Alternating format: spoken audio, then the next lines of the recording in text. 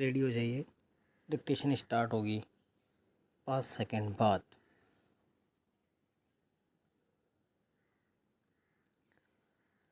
Start. महोदय, विश्व स्वास्थ्य संगठन ने मानव स्वास्थ्य की दृष्टि से कुल निलंबित कणों का वार्षिक औसत स्तर का मानक निर्धारित किया है। इस मानक से 5 गुना अधिक वायु प्रदूषण दिल्ली, कोलकाता तथा कानपुर जैसे शहरों में विद्यमान है। दिल्ली स्थित केंद्रीय प्रदूषण नियंत्रण बोर्ड के अनुसार उत्सर्जित प्रदूषण पदार्थों की कुल मात्रा का 70% विभिन्न प्रकार के वाहनों से उत्सर्जित पदार्थों के रूप में आता है, लेकिन उस क्षेत्र में वायु प्रदूषण द्वारा पड़ने वाले समस्त हानिकारक दुष्प्रभावों में 98% दुष्प्रभाव वाहनों द्वारा होने वाले प्रदूषण के कारण ही होते हैं। जेट विमान, ट्रैक्टर, स्कूटर, कार इत्यादि में पेट्रोल, डीजल, मिट्टी का तेल इत्यादि के जलने से गैस उत्पन्न होती है जो वायु को प्रदूषित करती है। महानगरों में बढ़ता हुआ शोर भी एक प्रकार का प्रदूषण है। अनेक प्रकार के वाहनों जैसे मोटर कार, ट्रक, बस, जेट विमान, ट्रैक्टर, रेलगाड़ी आदि, लाउडस्पीकर, हॉर्न, बैंड बाजे, कारखाने के सायरन संयंत्रों तथा वाहनों के शोर से भी महानगरों में ध्वनि प्रदूषण लगातार तीव्र गति से बढ़ता जा रहा है।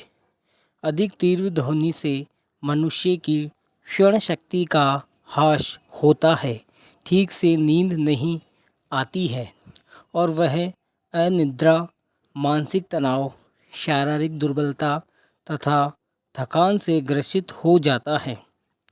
कुछ ध्वनि तरंगें छोटे आकार वाले कीटाणुओं को भी नष्ट कर देती है, जिसके कारण बहुत से अनावश्यक पदार्थों का प्राकृतिक रूप से अपघटन नहीं हो पाता है। अनेक प्रकार के उद्योगों से द्रव के रूप में हानिकारक पदार्थ बहकर खेतों में पहुंच जाते हैं और खेतों की मृदा को प्रदूषित कर देते हैं। इससे भूमि कृषि या पौधों की वृद्धि के योग्य नहीं रह जाती है, अर्थात भूमि बंजर हो जाती है। इस प्रकार औद्योगिक प्रदूषण के कारण मृदा प्रदूषण की समस्या भी उत्पन्न होती जा रही है। विभिन्न प्रकार के प्रदूषक मानक मनुष्य के स्वास्थ्य पर प्रत्यक्ष तथा अप्रत्यक्ष रूप से हानिकारक प्रभाव डालते हैं। वायु प्रदूषण से मनुष्य के फेफड़ों में सूजन उत्पन्न हो जाती है। जिस समय फेफड़ों का उत्सर्जित करने वाला कोई प्रदूषक पदार्थ फेफड़ों तक पहुंचता है तो वहां म्यूकस का स्राव अधिक होने लगता है, जिसके कारण सांस नलिका बंद हो जाती है और मनुष्य लगातार खांसता रहता है। वृक्ष प्रकृति की अनमोल धरोहर है जो हमारी पारिस्थितिकी तथा पर्यावरण को जीवित बनाते हैं। पैरा। महोदय, थल सेना के अधिसंख्यक जवानों ने कहा है कि उन्हें अपने सेवाकाल में 2 वर्षों का विस्तार नहीं चाहिए। थल सेना अध्यक्ष से लेकर अधिकारियों और जवानों तक के सेवाकाल 2-2 वर्ष बढ़ाने की अधिसूचना हाल ही में जारी की गई थी।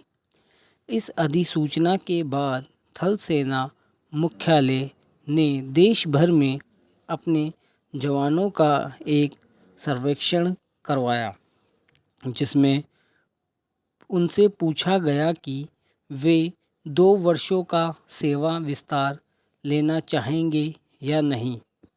विश्वस्त सैन्य सूत्रों के अनुसार थल सेना के 88% जवानों ने कहा कि वे सेवानिवृत्त होने के बाद 2 वर्षों की अतिरिक्त सेवा नहीं करना चाहेंगे।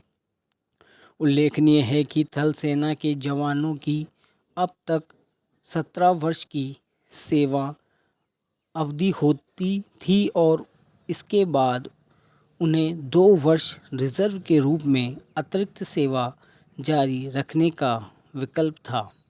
जवान या तो अधिकतम 19 वर्ष की नौकरी कर सकता था या अधिकतम 40 वर्ष तक सेवा में रह सकता था, लेकिन अब सरकार ने 17 वर्ष की सेवा के बाद 2 वर्ष की अतिरिक्त सेवा और इसके बाद 2 वर्ष की रिजर्व सेवा या अधिकतम 42 वर्ष तक सेवा देने की अनुमति दे दी है। लेकिन अधिसंख्यक जवानों ने कहा है कि सेवानिवृत्त होने के बाद वे 2 वर्ष की विस्तारित सेवा का विकल्प नहीं चुनेंगे, अर्थात वे 40 वर्ष की उम्र के बाद ही सेवानिवृत्त होना ज़्यादा पसंद करेंगे। जवानों की 2 वर्ष की सेवा विस्तार नहीं लेने का इच्छा पर यहाँ सैन्य हलकों में आश्चर्य व्यक्त किया जा रहा है। सूत्रों का कहना है कि शायद इसका कारण सेना की नौकरी से जवानों का उकता जाना है। देश में कश्मीर सहित कई राज्यों में विद्रोह और आतंकवादी गतिविधियों के कारण सेना के जवानों का जीवन काफ़ी कष्टकर हो गया है और उन्हें अत्यधिक प्रतिकूल व कठिन परिस्थितियों में ड्यूटी देनी पड़ती है। वास्तव में विद्रोही गतिविधियों को कुचलने का सर्वाधिक भार थल सेना के पैदल जवानों और कनिष्ठ अधिकारियों पर ही होता है। सेना के अधिकतर अधिकारियों को तो दूर दराज के स्थानों पर भी सपरिवार रहने की सुविधा होती है, लेकिन जवानों को शीतकाल वाले सैन्य स्टेशनों पर भी अपने परिवार रखने की सुविधा नहीं होती, क्योंकि सैन्य छावनियों में जवानों के लिए आवास की समुचित सेवाएं उपलब्ध नहीं होती हैं। अपने परिवार से दूर रहने वाले ये जवान अपने गांव लौटना चाहते हैं। स्टॉप।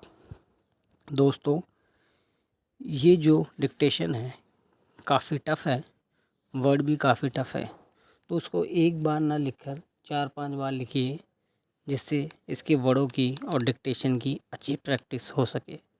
धन्यवाद।